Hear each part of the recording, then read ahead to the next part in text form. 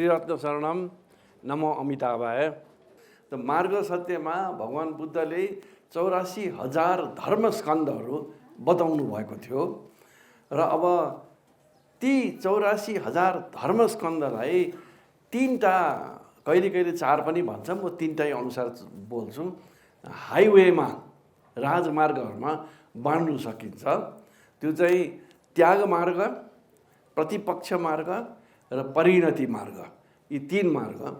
र यो मार्ग भनेको एउटा मार्ग होइन, यसभित्र धेरै मार्गहरू हुन्छन्। त्यसै कारणले राजमार्ग भन्ने नाम दिएको मैले। अब आजकल त राजा छैन, इङ्ग्लिसमा त हाइवे भन्छ, किङ वे भन्दैन होइन। अब नेपालीमा राजमार्ग भन्ने नै शब्द छ। र त्याग मार्ग, प्रतिपक्ष मार्ग र परिणति मार्गको उद्देश्य त्यही हो, क्लेशलाई हटाउने र अविद्यालाई काट्ने, होइन, उद्देश्य त्यही हो। अब त्याग मार्ग के हो भनेदेखि के सिद्धान्तमा आधारित छ भन्दाखेरि, जस्तै कि मैले गुलाबको फुल समातेर बसेको छु अनि मैले त्यसलाई त्यागेँ, छोडिदिएँ, मेरो हत्केलामा गुलाबको गन्ध रहन्छ, होइन। अब फेरि त्यो गुलाबको फुल मैले समातिरहेँ भने त्यो गन्ध त कहिले पनि जान्न, होइन। त्यस्तै किसिमले काम, क्रोध, मोह आदि यस्ता कुराहरू सम्बन्धित चिजहरू मैले त्यागेपछि र फेरि समात्ने काम नगरेपछि बिस्तारै त्यसको गन्ध हट्दै गएर निमिट्यान्न हुन्छ, होइन। त्याग मार्ग यो सिद्धान्तमा आधारित हो, होइन, र यो लजिकल सिद्धान्त पनि हो। त्यसमा भगवान बुद्धले बताउनु भएको शिक्षा दीक्षामा श्रावज्ञान चाहिँ यसमा पर्छ। अब आज श्रावज्ञानमा एक थेरवाड मात्रै जिउँदो बाँकी छ। तर पहिले भारतवर्षमा, र भारतवर्ष भन्दाखेरि इन्डिया होइन, त्यो अफगानिस्तान पनि पर्थ्यो भारतवर्षमा, होइन। भारतवर्षमा 22 देखि 24 निकाय, थेरवाड जस्तै निकायहरू थियो, होइन। र उनीहरू हरेकको आफ्नो आफ्नो भाषामा त्रिपिटक थियो, होइन। ती त्रिपिटकहरू सालाखाला उही हो जुन अहिले थेरवाडमा पाइन्छ। केही च्याप्टर यताउति परेका, केही यहाँ भएको उता नभएका। जस्तै कि चीनमा संस्कृत सर्वास्तिवादको त्रिपिटक, होइन, त्यो त्रिपिटकमा जस्तै उदाहरणीय सूत्र, होइन, सूत्रहरू जुन पालीमा सुत्त भन्छ, होइन, लाई चाहिँ आगमहरू भन्छ, होइन। सर्वास्तिवादको भाषामा आगम भन्छ। र जस्तै थेरवाडमा मध्यम निकाय छ, मध्यम आगम थियो। जस्तै थेरवाडमा अङ्गुत्तर निकाय थियो, एकोत्तर आगम थियो।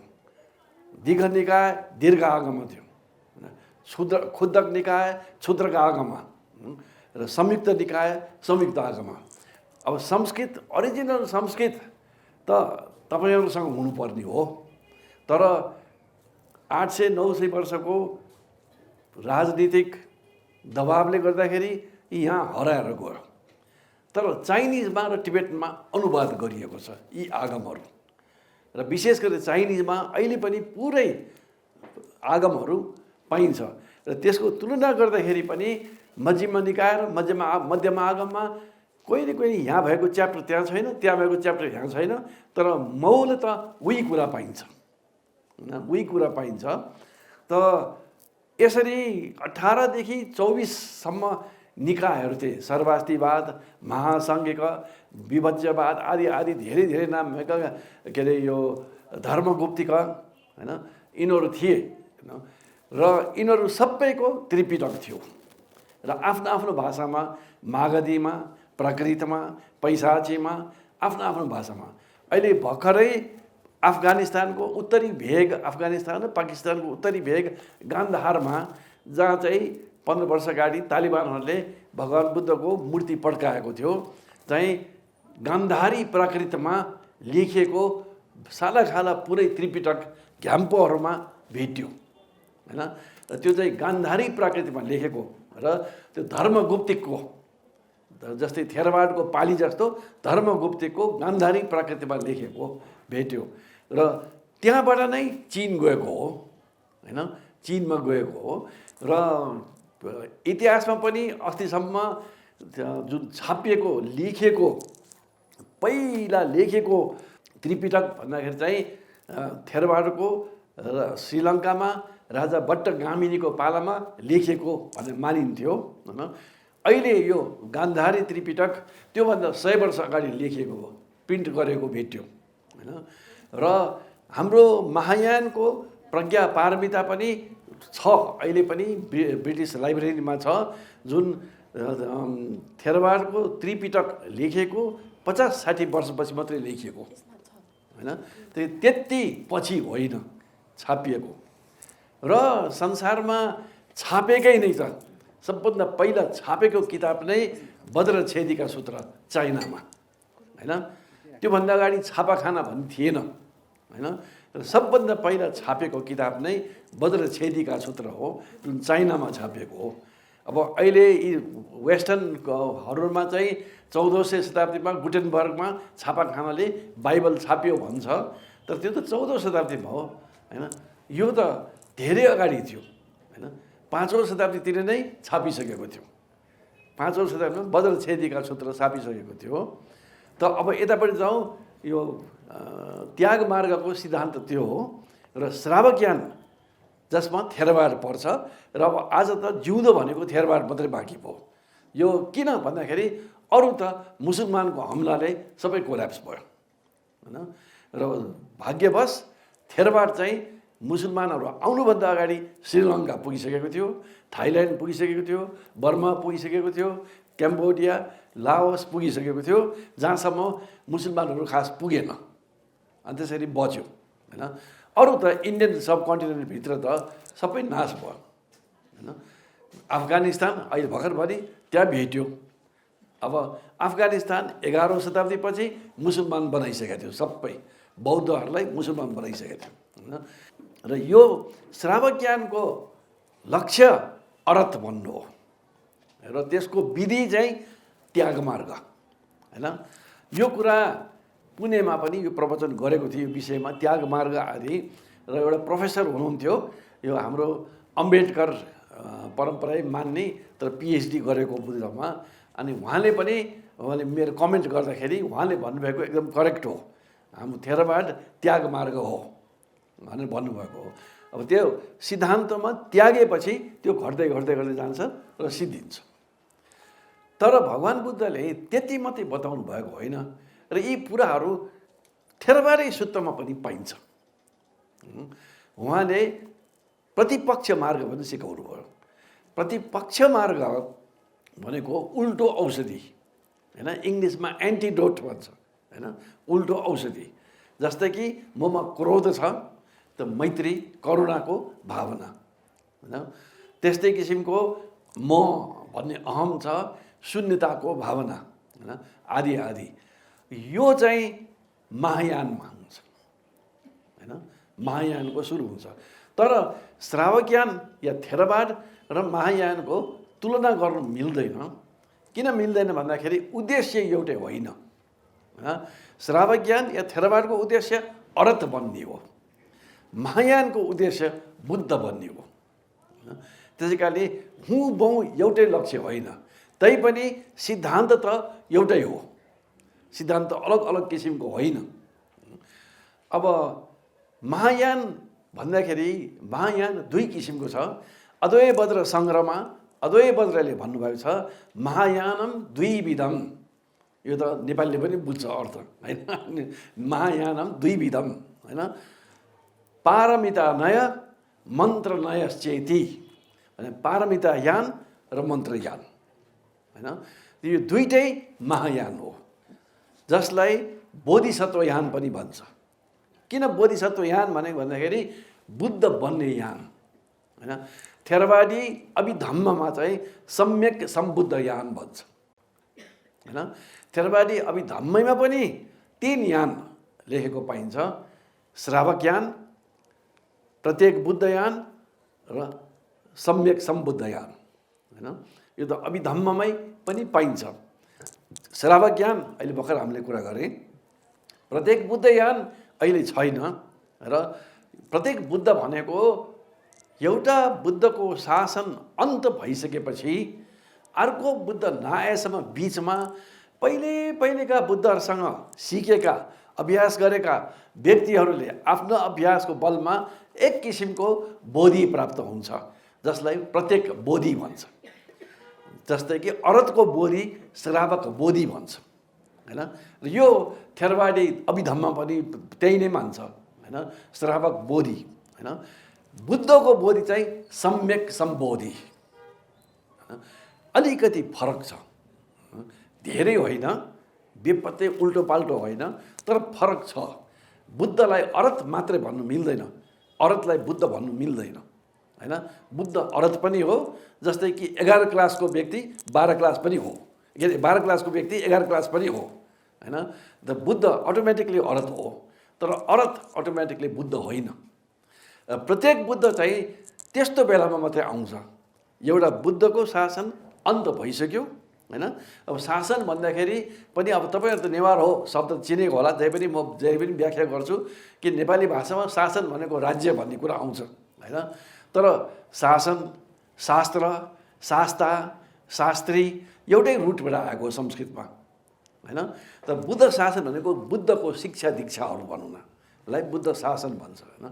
एउटा बुद्धको शासन रहेसम्म अर्को बुद्ध आउँदैन। जस्तै कि एउटा जङ्गलमा 2टा सिंह हुँदैन, हैन। त जब त्यो ग्याप हुन्छ, एउटा बुद्ध शासन गयो, जस्तै कि काश्यप बुद्धको शासन सिद्धियो, अब शाक्यमुनि भिक्षु सुमेघ ओर्लिनुभन्दा अगाडि, हैन, चाहिँ प्रत्येक बुद्धहरू आउँछन्। उहाँहरूले सिकाउने होइन, गयो भने प्रश्न उत्तर दिन्छ, हैन। खास शिक्षा दीक्षा दिने, मान्छेहरूलाई पुर्याउने भने त्यस्तो किसिमको गर्दैन, आफै ध्यान गरेर मात्रै बस्छन्। मान्छेहरू आएर प्रश्न सोध्यो भने उत्तर दिन्छन्, हैन। र त्यसलाई प्रत्येक बुद्ध भन्छ, र त्यसलाई प्रत्येक बुद्धयान हो।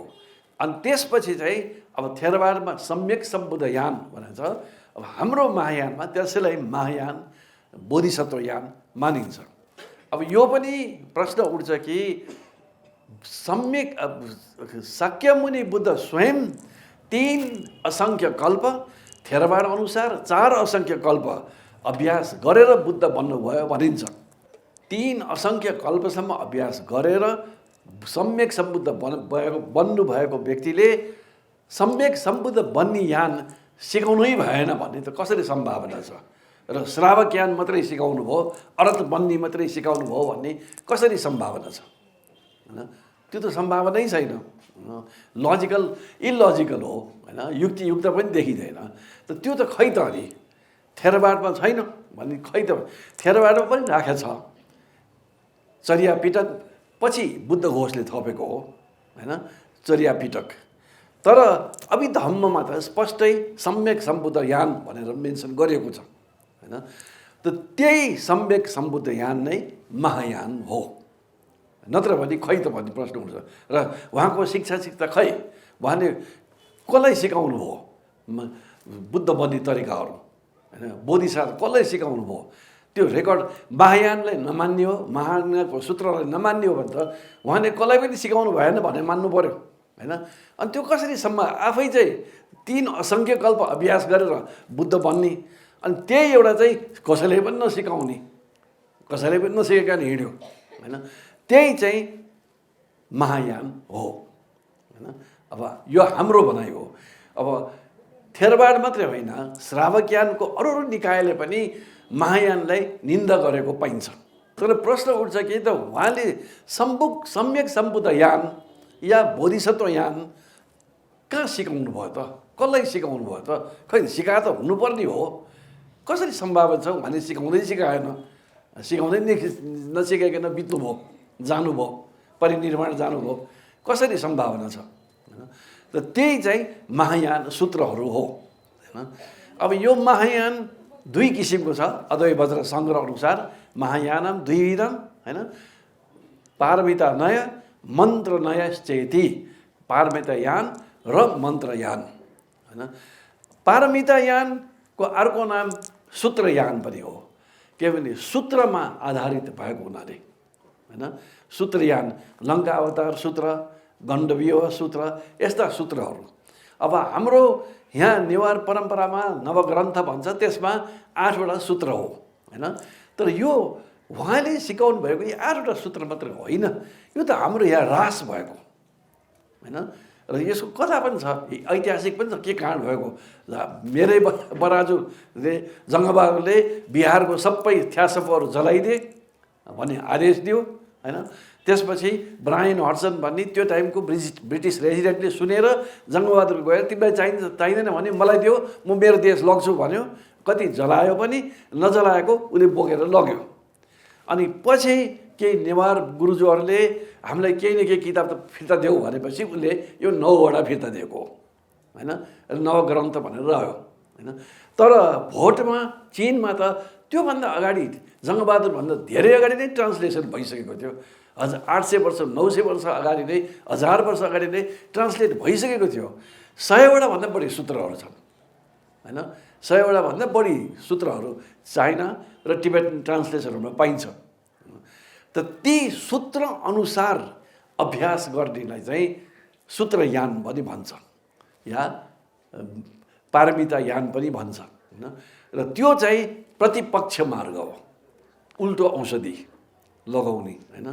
अब धेरैजसो इतिहास क्रममा सूत्रयान फैलेको चाहिँ चीन, महायानको सूत्रयान फैलेको चीन हो। टिबेट पनि गयो, टिबेटमा पनि अनुवाद गरियो, जुन अहिले पनि अध्ययन गरिन्छ। तर अभ्यासै सूत्रयान अनुसार अभ्यासै गर्ने चाहिँ चीनमा, र चीनबाट कोरिया, जापान, भियतनाम होइन, यी देशहरूमा गयो र अनुवाद गर्यो। जस्तै कि जेन बुद्धिज्म भने आजकल त प्रख्यात छ होइन। म आफैले पनि जापान गएर जेन बुद्धिज्म अध्ययन गरेँ। त काञ्चीवरम, साउथ इन्डियाको काञ्ची भन्छ नि अहिले होइन, को ब्राह्मण राजाको माइलो छोरो बोधि धर्म भन्नेले लङ्कावतार सूत्र बोकेर चीन जानुभएको थियो। भनिन्छ कि उहाँले एउटा बाँसको उसमा फल्याकमा टेकेर क्यान्टोन पुग्नुभयो भन्ने भनिन्छ होइन। र उहाँको हातमा लङ्का अवतार सूत्र थियो, जुन हाम्रो नवधर्ममा पनि छ। र त्यो परम्परा अनुसार ध्यान ज्ञान गर्ने, आदि गर्ने, सिक्ने सबैलाई चाहिँ पछि गएर चाइनामा चान भयो। चान भनेको जुन प्राकृत भाषा र पाली भाषामा झान भन्छ होइन, त्यही झानलाई उनीहरूले चान भनेर बनायो। र त्यही जापानमा गएर जेन बन्यो, कोरियामा गएर सान बन्यो, भियतनाममा गएर थिएन बन्यो होइन। र त्यस्तै किसिमको अन्य परम्पराहरू, सूत्रहरूमा आधारित अन्य परम्परा पनि छ। जस्तै थिएन टाई भन्ने चाइनामा छ, त्यसमा उनीहरूको किताबै पाउँछ। ची क्वान भने, ची भनेको समथ, क्वान भनेको विपसना होइन। र किताबहरू चाइनिज गुरुहरूले लेखेको अहिले पनि पाइन्छ। त यस्तो परम्पराहरू सूत्रहरूमा आधारित चीनमा बढी गयो। त्यो बेलामा चीनमा अधिकांश गएको चाहिँ हाम्रो नेपाल भएर, मानसरोवर भएर उता सिल्क रुट पुग्ने, या अफगानिस्तान भएर सिल्क रुट पुग्ने।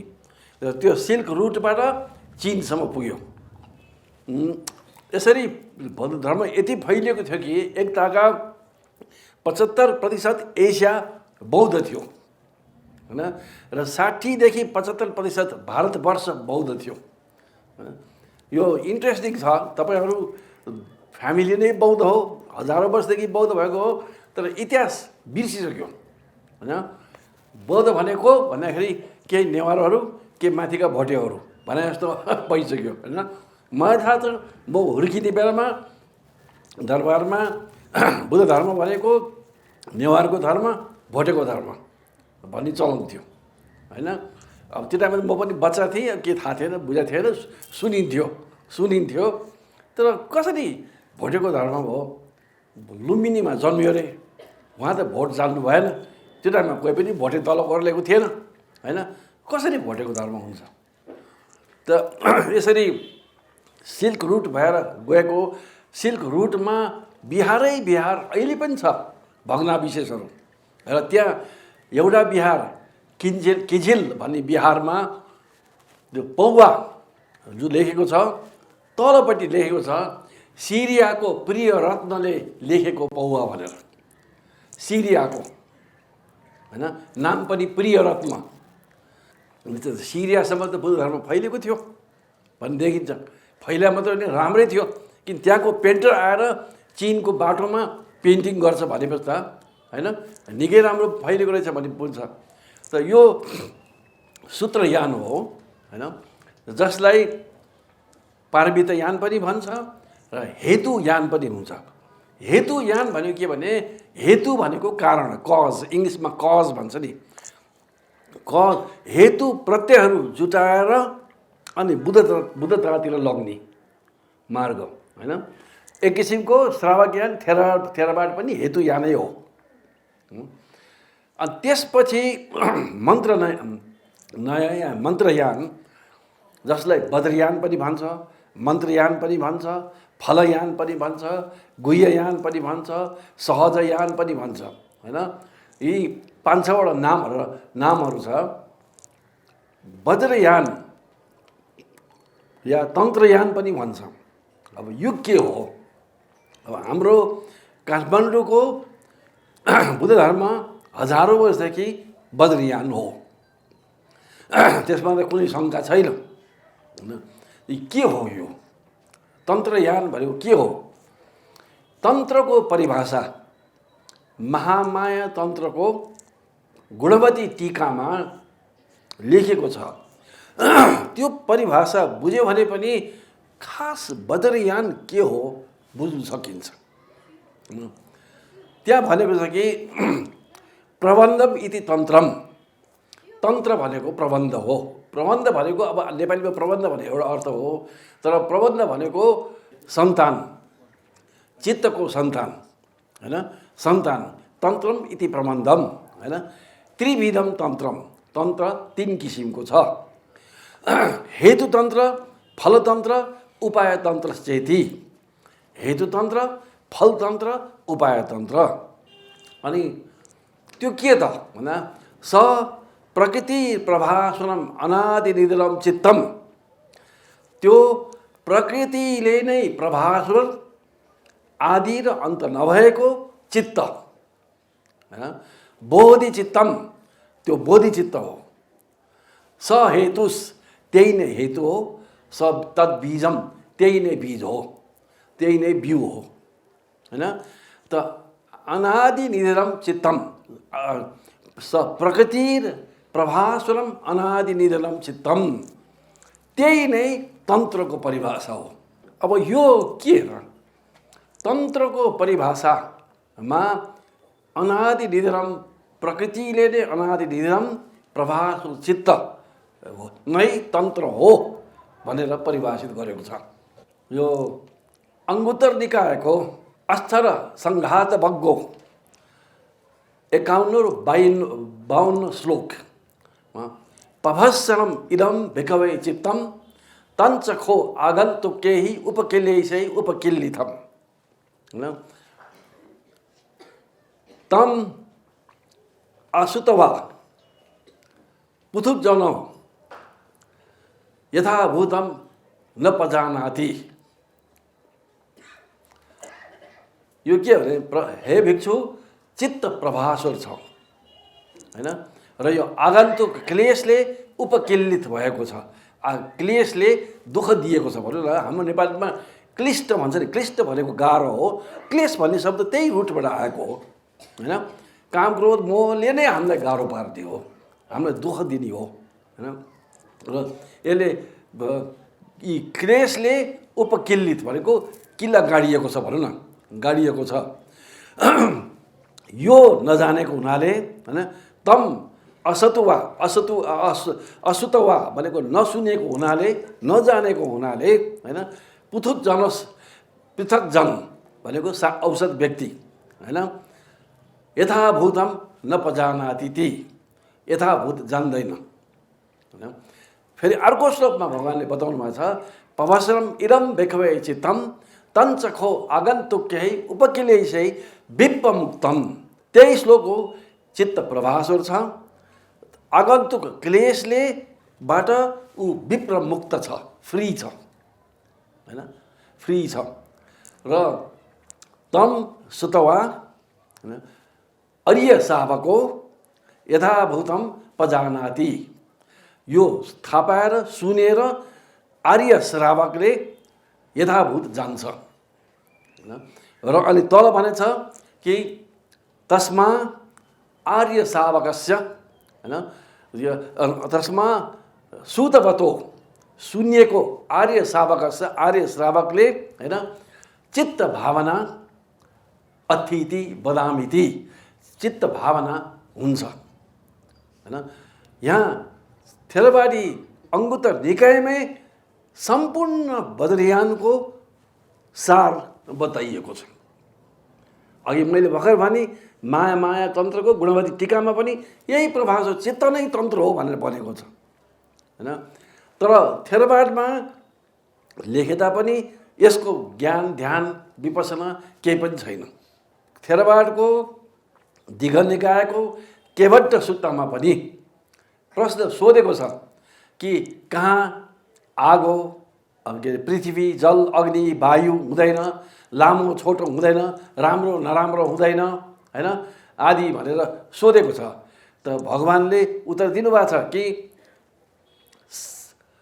अनन्तम सब्बतोपभम अनिदर्शनम। अनिदर्शनम, अनिदर्शनम भनेको देख्न नसक्ने, अनन्तम अनन्त हैन, आदि पनि भएको अन्त पनि नभएको हैन। सब्बतोपभम, सबैतिरबाट प्रभावस्वर हैन, विज्ञानम, विज्ञान हैन। र तल तल पनि भन्नुभएको छ कि विज्ञान दुई किसिमले प्रयोग गर्नुभएको छ त्यहाँ।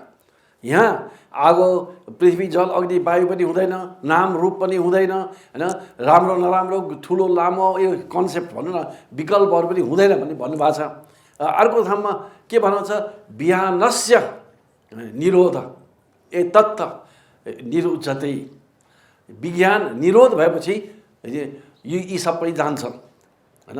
भनेपछि विज्ञानको दुईटा अर्थ रहेछ, एउटा द्वैत विज्ञान जो निरोध हुनुपर्छ हैन, अर्को चाहिँ जुन प्रभावस्वर चित्त जुन चाहिँ अनादिकालदेखि नै क्लेशबाट विप्रमुक्त छ।